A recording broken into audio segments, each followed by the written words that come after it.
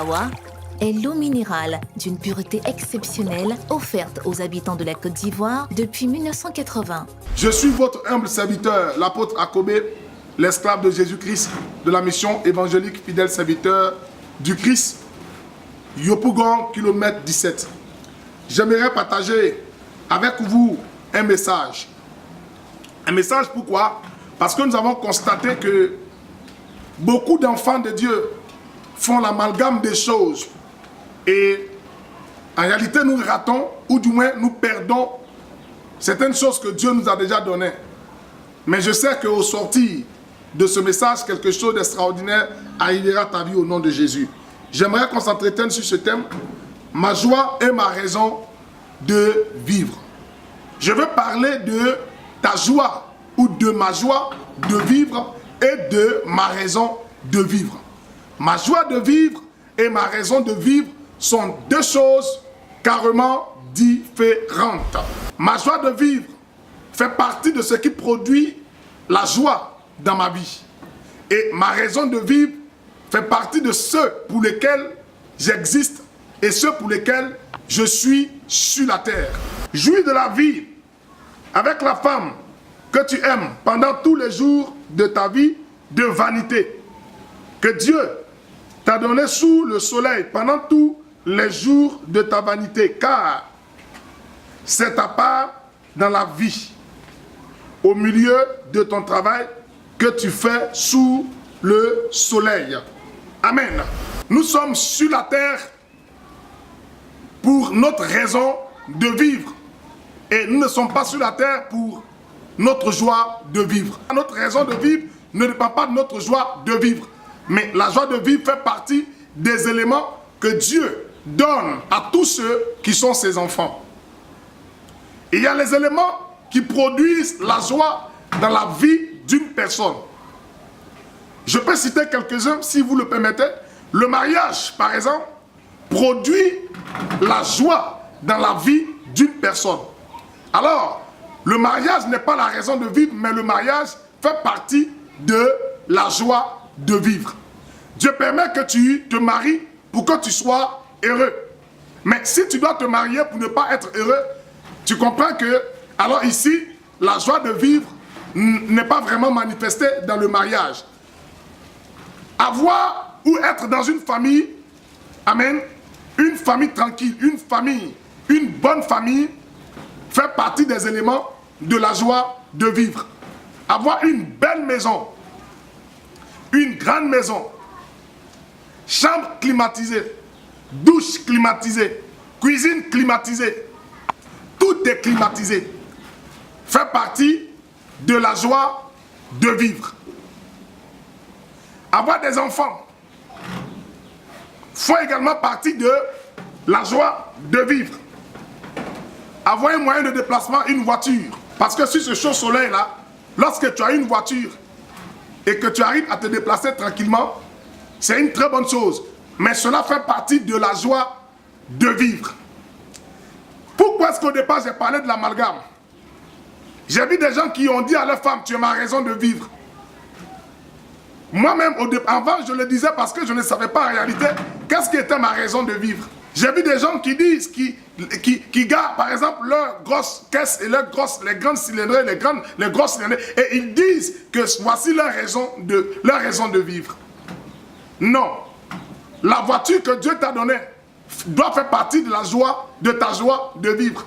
Ta femme doit faire partie de ta joie de vivre. S'il te plaît, écoute bien ce message. Et au sortir de ce message, tu sauras comment faire la part des choses. Parce que la Bible dit que notre Dieu est un Dieu jaloux. Pourquoi? Parce que lorsque la création que nous sommes en train de donner la gloire à des choses qui ont été faites pour juste procurer un peu de la joie dans notre histoire, le cœur de Dieu est choqué. Dieu veut avoir plutôt la gloire. Et ces choses doivent contribuer à notre gloire. Dis-moi amen si tu m'entends. Poursuivons. Pourquoi ma joie de vivre?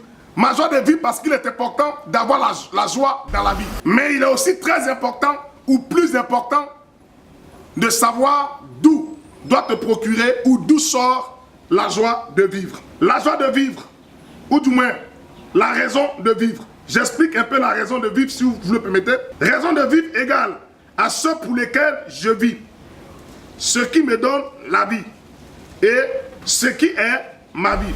Néhémie 9, versets 5 à 6.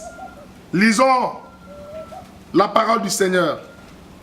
Et les Lévites, Josué, Kadmiel, Bani, Abnia, Sherebia, Odija, Shebania et Pétajah dirent: levez-vous, bénissez l'Éternel votre Dieu d'éternité en éternité. Les sacrificateurs au temps de Néhémie, la Bible dit que ces sacrificateurs dont je viens de citer le nom demandaient au peuple, même dans l'Ancien Testament, de se mettre ensemble pour donner de la gloire à leur raison de vivre et non à leur joie de vivre. Ils demandaient au peuple de célébrer le nom de celui qui est au-dessus de toute bénédiction. Alléluia. De célébrer le nom du Dieu qui est au-dessus de toute bénédiction. Pourquoi? Ces sacrificateurs savaient que les bénédictions que le peuple au temps de Néhémie avait n'étaient que juste une joie de vivre à cause du fait que ce peuple connaissait Dieu, ce peuple avait une raison de vivre, ce peuple était attaché à sa raison de vivre. Alors il dit, on bénit le nom du Seigneur qui est au-dessus de toute bénédiction. Lorsque je parle de la joie de vivre, je vais parler un peu des bénédictions temporaires que Dieu peut donner à une personne sur la terre.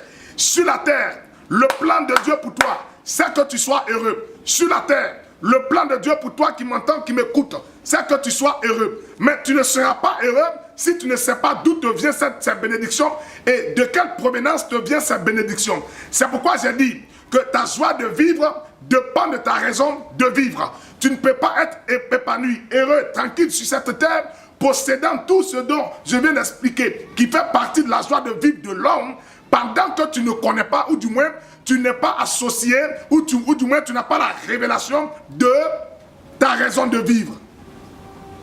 Bien-aimé, la joie de vivre dépend de la raison de vivre. Est-ce que tu m'entends? Est-ce que tu m'entends très bien? Est-ce que tu m'entends très bien? Nous sommes au 21e siècle et aujourd'hui, tout le monde est en train de courir derrière la joie de vivre. Chacun pense à la joie de vivre. L'homme pense comment est-ce qu'il aura de l'argent pour bâtir une grande et grosse maison. Plus quoi, je ne sais pas. Oui, c'est une bonne chose. Mais ce n'est pas la chose essentielle qu'il te faut. La voiture est une bonne chose. Oui, ça te permettra de te déplacer, de faire tes courses un peu plus rapidement. Mais laisse-moi t'annoncer que la voiture fait partie de la joie de vivre. Et pour ma part, en tant que serviteur de Dieu, je prie que Dieu te donne tout ce qu'il faut pour que tu sois heureux sur cette terre au nom de Jésus-Christ. Je prie que Dieu t'accorde tout ce qu'il te faut pour être heureux sur cette terre au nom de Jésus-Christ de Nazareth. Dis Amen et reçois ces choses. Maintenant, je viens à t'enseigner et je viens à te dire. Lorsque Dieu a ouvert mon esprit sur l'enseignement que je suis en train de donner, la prédication que je suis maintenant en train de donner, le Seigneur m'a fait savoir clairement que tant qu'il y aura une erreur ou l'amalgame dans ces deux domaines, nous allons rater ceux pour lesquels nous sommes sur la terre. La raison de vie est à côté et la joie de vivre est à côté. Poursuivons ensemble. Lisons ensemble la parole de Dieu. Un docteur de la loi se leva et dit à Jésus, pour l'éprouver, « Maître, que dois-je faire pour hériter la vie éternelle ?»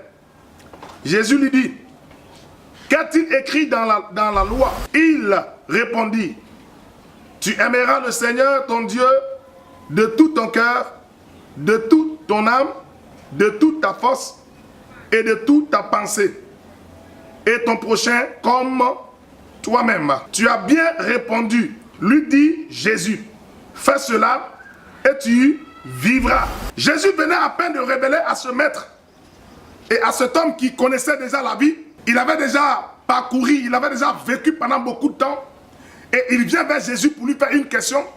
Il demande à Jésus qu'est-ce qu'il faut faire pour hériter la vie éternelle. Il a cru peut-être que Jésus allait lui dire, donne peut-être une voiture ou donne un bien matériel ou fais une offrande quelconque pour hériter le royaume des cieux. Mais Jésus lui dit, qu'est-ce qu'il est écrit dans les Écritures? Et cet homme, connaissant les Écritures, il révèle à Jésus pour lui dire que tu dois aimer Dieu de tout ton âme, de toute ta force et de toute ta pensée. Lorsqu'il a dit cela, Jésus lui a dit, oui, effectivement, tu as trouvé. Pourquoi? Parce que maintenant, à ce niveau, Jésus voulait lui révéler le niveau où Jésus voulait lui révéler ceux pour lesquels il était sur la terre. Ceux pour lesquels il était sur la terre. Pourquoi est-ce qu'il est sur la terre? Nous sommes sur la terre pour trois choses. Aimer Dieu.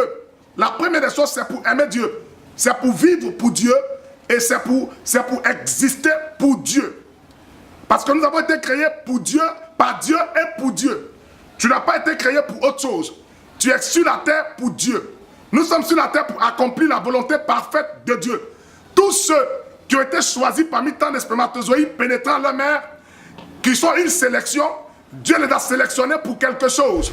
Dieu ne t'a pas créé pour rendre gloire au diable. Dieu ne t'a pas créé pour faire valoir le royaume du diable. Dieu t'a créé pour son royaume. Dieu t'a créé pour faire partie de ceux qui sont ses fils et ses filles. Et donc tu es sur la terre pour aimer Dieu. Et si tu aimes Dieu, tu vis une vie manifestée pour Dieu. Tu aimeras l'Éternel ton Dieu de tout ton cœur. Tu aimeras l'Éternel ton Dieu de toute ton âme. Qu'est-ce que cela veut dire? Prenons d'abord l'âme. L'âme c'est quoi? L'âme de l'homme est logée où? La Bible dit que l'âme de l'homme est logée dans le sang. Alléluia. Ou dans d'autres termes, l'âme de l'homme est ce qui procure le langage dans la vie de l'homme. Ce qui parle à moi, ce n'est pas mon corps. C'est mon âme qui est en train de parler. Et quand ton âme aime Dieu, tu vis pour qui? Tu vis pour Dieu. Et aimer Dieu de tout son esprit. L'esprit est le centre des émotions. C'est de l'esprit que provient tout ce que l'on veut faire. Et quand ton esprit aime Dieu, ton esprit ne peut que penser à Dieu. Quand ton esprit aime Dieu, ton esprit ne peut que réagir pour Dieu. Bien-aimé, est-ce que tu m'entends bien ce matin? Et il dit, aimer Dieu, l'Éternel de toute ta force. Quand ta force aime Dieu, là il parle du corps. Quand ta force aime Dieu, on parle de la force lorsqu'on parle du corps. C'est le corps qui manifeste la force. Quand tu aimes Dieu de toute ta force, c'est-à-dire, tu es prêt à faire des sacrifices pour faire valoir ce que Dieu t'a donné d'être. Est-ce que tu m'entends? Ta raison de vivre, c'est Dieu. Ta raison de vivre, c'est ton Créateur. Tu es sur la terre pour obéir à ton Père. Tu es sur la terre pour obéir à ton Dieu. Souvent, j'ai mal lorsque je constate que des gens qui sont faits à l'image de Dieu, à la ressemblance de Dieu, vivent sans ce Dieu, sont éloignés de ce Dieu, vivent comme ils veulent. Bien-aimé, tu veux avoir les éléments qui font la joie de la vie, il te faut d'abord te rattacher à celui de qui provient la vie. Doux, absorbant, résistant, exigez toujours Lotus le vrai.